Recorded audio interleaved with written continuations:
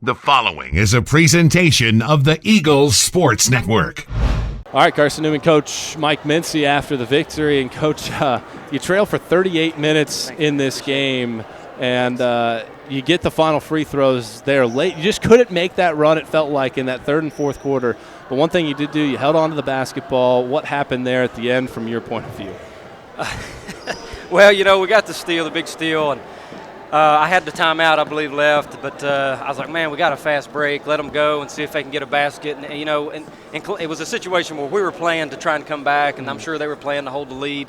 I kind of thought there was a foul there, but it wasn't there. And then, you know, we didn't draw anything up. We just kind of did something that we normally do, and I subbed Stubbs in because I feel like she could take care of the ball and score. Of course, she got fouled, and one of the things I'm most proud about with say, Stubbs and all of them is she's in this gym shooting all the time. And she's in here shooting free throws all the time. So that's why you step up with 3.4 on the clock to knock down big free throws. And we knew they were going to advance the ball. And we had 2 fouls we had to get. So we were going to switch everything. And we talked about potentially fouling them, making them take it out again, fouling them again. But then at the end we decided, you know, you might give up a 3. You know, they might foul them, and then they can shoot 3 free throws. So we tried to double 20, who's a fabulous player, by the way. And she missed. She hit those all night long. We're very fortunate she missed that one. Let's go back to the play that you drew up. Was that play drew up specifically for Stubblefield? I know you run that play a lot to get the ball into the middle of the paint. Was that play specifically drawn up for her, or was that the option for the inbounder? That was the option. Just trying to get her the ball. You know, we only have a lot of times in that scenario, you're setting screens and things like that, and I just wanted one pass and to try and get a shot. Fortunately for us, it worked out. You know, we had another option if it didn't work out, but, you know, we're very happy that it worked in our favor. Yeah, you look at this game, and Michelle Mitchell is getting all that she wants at the offensive end, it seemed like, in that fourth quarter. She had a big-time game. You mentioned how good she was. But a much better game this year. They only had 7 offensive rebounds after 10 turnovers in the first half. You turned the ball over just 5 times in the second half, so you kept possession. You just kept within fighting distance, I felt like, the whole game. How big was that for your side? Well, and that's the thing we talked about in the locker room. The rebounding margin wasn't really that big. It was points off turnovers. I think it was 12-2 at the break, and that was why we were down. I mean, of course, they're making shots. They're a good basketball team. They're going to make those shots, and we just didn't feel like with those turnovers, we didn't handle their pressure well. And in the second half, I felt like we came out. Still missed a lot of easy shots. I felt like that we could have closed the gap sooner.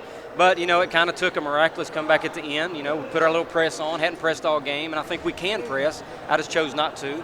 But I got a pressing unit in there. They did a good job, sped them up. You know, and then we went away from plays. We were running way too many plays and sets. And Columbus State's too good of a defensive team in the half court that we just got out there and started moving the ball.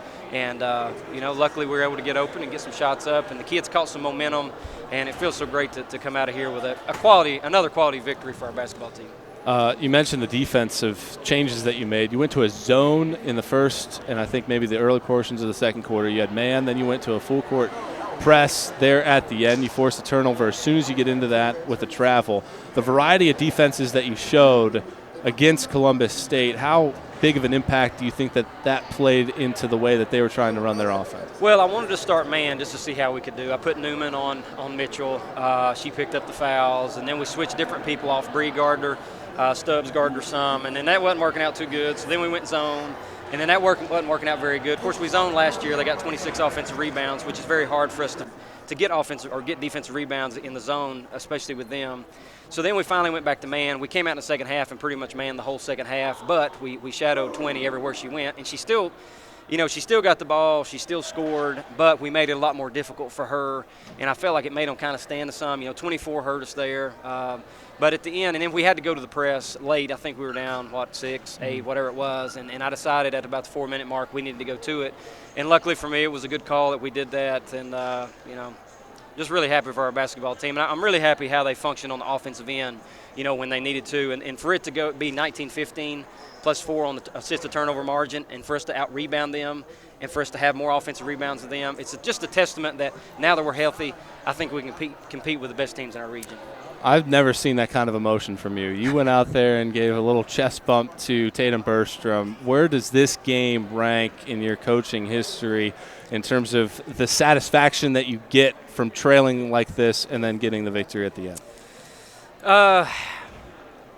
I mean, I probably rank it number one. I mean, I know it's a fourth game in the season. It's a regular season game, but you know, we had a game at LR my first year where we hit a 3 and went in overtime and ended up winning. But you know, here at home, we have high expectations here. It was a frustrating game, like you see.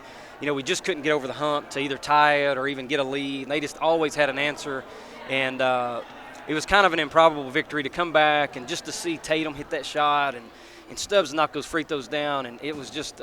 I think for me, it was like, we got a chance. We can win this basketball game now. And when I saw that last shot fall off, I don't know. That was just the emotion that I kind of hold in a lot of times. And, you know, I love Tatum. Tatum's such a player. You know, she's shooting the ball so well, and she wasn't going to be denied tonight. So that's one I looked for first, and there we were. And I don't know.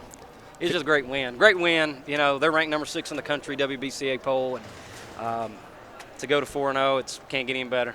Coach, thanks for your time. Congratulations. We'll talk to you before Lincoln Memorial. Thank you. Appreciate it. It's Carson-Newman coach Mike Mincey.